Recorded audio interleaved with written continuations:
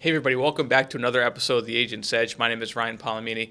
This video is a continuation of our Digital Advisor series. It's the third part. Now, if you have not watched the other two videos yet, go back, watch part one, part two, because this leads up to this third part, and you want to make sure you're getting all the information on how to become a digital advisor. Now, again, we have a boot camp coming up that you do not want to miss. I'm going to go so deep into everything we've done to personally do over $10 million a year for my office, and while we'll do over $50 million this year in our firm with just a few people, okay? And becoming a digital advisor really changed our business model, allowed us to grow to massive scales and to be insanely profitable. So this part, I'm going to talk a little bit about the third part, which is now you're meeting with a client. So we talked about marketing, developing a marketing strategy, target market.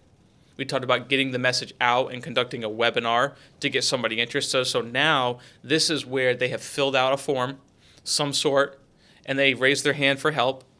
This is where you now step in and you begin the process. So I'll tell you right now, I wish I had enough time to go through all this, but the digital experience is obviously different from when someone comes into your office in person. But you still have to deliver a first-class client experience from the moment that they fill out that survey. So you have to make it feel the same as if they were coming to see you. And so one of the things that our firm prides ourselves on is delivering a first-class experience in everything we do. Everything, whether it's live, over the phone, webinar, doesn't matter. It's a first-class client experience. And we become client just obsessed on how we make the client experience better. And as you do this digitally, it's a little bit different. You're going to have to figure out some things that are going to be different from if they're coming to physically see you. They can see your office. They can see your secretary smiling at them. All those things that we talked about before. But this is where you have to get your stuff together. This is where the preparation is much more important now, because when I'm going to meet with a client, I always do a phone. So let's start with that. I always do a phone call first. If there's an opportunity, then I will move to a Zoom call.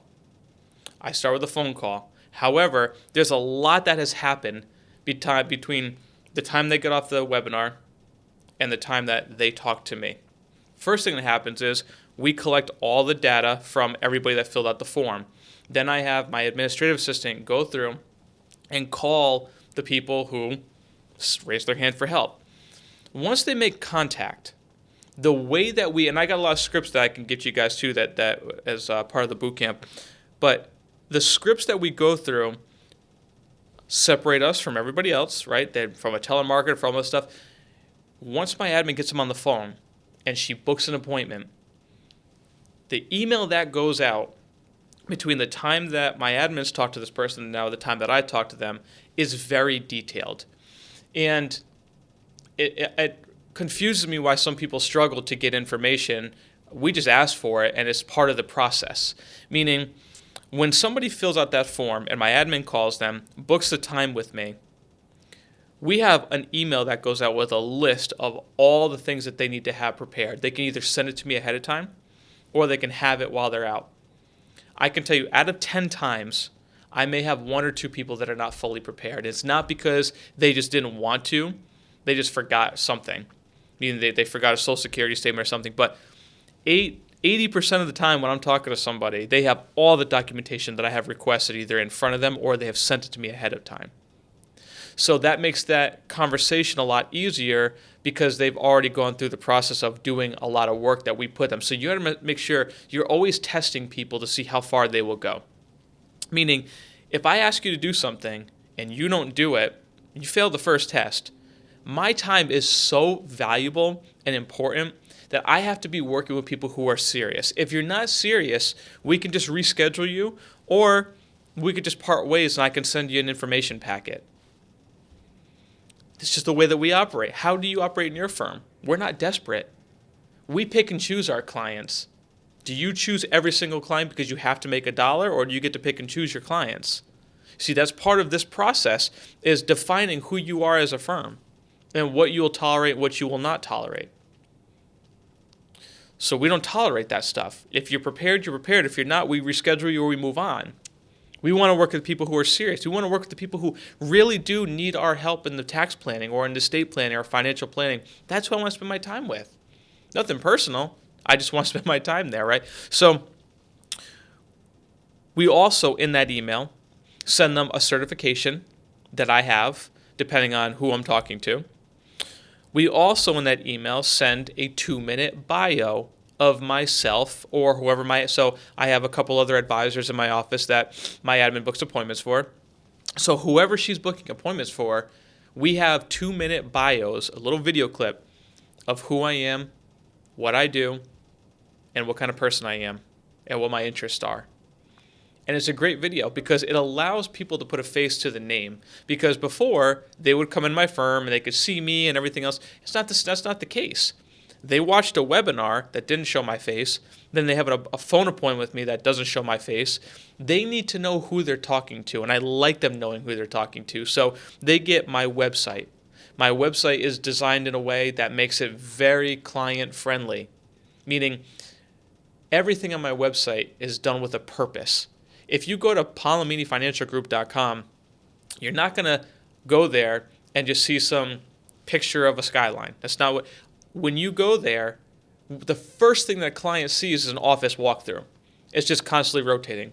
Why? Because I need them to know that I'm not just in my mom's basement trying to sell them something. We're a legitimate firm. Look at my staff. I walk you through all the different parts of my office so you can see it. Legitimacy. On the About Us, not only do we have pictures and a bio, but we also have a video. You see, this is preparation. They need to know you're real because if somebody has $500,000 and they're going to do business with you and you live in North Carolina, they live in California, they better trust you. They better know you're the real deal. And your job is to prove it to them that you are the real deal. That's part of being a digital advisor. You're going to work with people I worked with people in 26 states last year. Never left my office. It's possible. All right, so the first appointment is the fact finder. You want to go through the fact finder thoroughly because that's your first opportunity to go through. But here's the thing with the fact finder. This drives me crazy when I hear people, I did my fact finding. Okay, great. What questions do you ask, though? Anybody can ask a question. Well, what's your goals? How much money do you have here? What's your Social Security going to be? I mean, the basics. But your job is to ask tough, thought-provoking questions. And when opportunities arise, to start creating space between you and the competition. I talk about this all the time, and it's so easy to do when you're going up against other advisors too. So if you got somebody that's coming in and maybe they have a Fidelity account with an advisor, what a phenomenal way to start creating space between you and everybody else. I'll give you an example. I'm working with a client that's got over $1 million right now, and they live in a different state from where I live, about 12 states over. I'm not going to give too much information away, but this person has over $1 million in a brokerage account with another firm, and they have a 401k in their current firm, that are the current job they work with. So I'm going through my fact finder with this person. This is why questions are so important, and I'm listening to them. And they're 62, getting ready to retire in 1 year, and they have $1 million in this account. It's a traditional account, so they're going to be taxed on it. And I'm listening to them. They're excited about how much money they have, and I'm excited for them too. My first question to them is, what is your advisor, your current advisor's, what is his tax strategy for minimizing taxes in retirement and keeping your RMDs low? And I got crickets. And then I got, well, we haven't talked about that yet. And I keep it quiet for another second. Okay. Let me ask you this. And I start kind of joking about it. Let me ask you this. You're 62. When do you think that conversation is appropriate to have? How much longer do you want to wait for that? You're retiring in a year. You're 62. You have a tax strategy. Do you see how that could be a problem? You see, I'm not being a jerk. I'm just asking a question. I'm asking a follow-up question. What's your advisor's tax strategy? We don't have one. Okay, don't you think it's time to probably start doing that? Could you see how that is a problem long-term for you? Yes, we do. Okay. Because the only reason I'm asking you that is because when I build a retirement plan for somebody, whether they're 12 or 62, I build it from the foundation of taxes because every retirement plan is built on the foundation of taxes. And I don't understand how at 62 you don't have a tax plan where in 10 years from now you may hit the biggest tax problem of your life. All right, let me ask you this. What's your advisor's blah, blah, and you keep asking questions. I'm not giving all this away because I'm going to hit every single one of these questions in the boot camp. But these are the kind of questions you have to ask. They're thought-provoking questions. And what are you doing? You're starting to just space. Every question is another inch of space. And all I need to do is put that wedge between me and my competition. Just keep wedging it a little bit, to the point to where sometimes they go, I just don't know what I'm paying this guy for. And I just say, I understand where that's coming from. That's on you, though. Like, you need to get them to that point. And listen, if they're good, tell them they're good and move on if you have to. I mean, if there's nothing you can do for them, to do the right thing for the client. 99% of the time, there's a lot of holes in it. Let me ask you a question. Estate planning, Social Security, taxes, income planning, tax maximization, Roth conversions, Roth IRA opening. I mean, I could go on and on about all the things that most people are not doing for their clients that gives you an opportunity. Long-term care, disability insurance, life insurance. We can keep going. Annuities. All these things that are out there. So part of your fact-finding process is not just going through it, but asking the right type of questions. Once you get through the first appointment, your job on the phone is to then book the next appointment.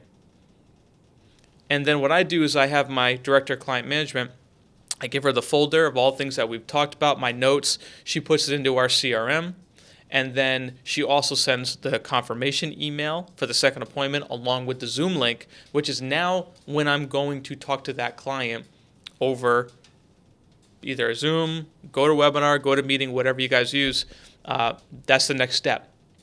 And that's an important step because now what it does is it gives me time to digest all the information that I've taken in. And you better believe that I have those questions on my fact finder that I asked and I had no response. No strategy, no RMD strategy, no estate plan.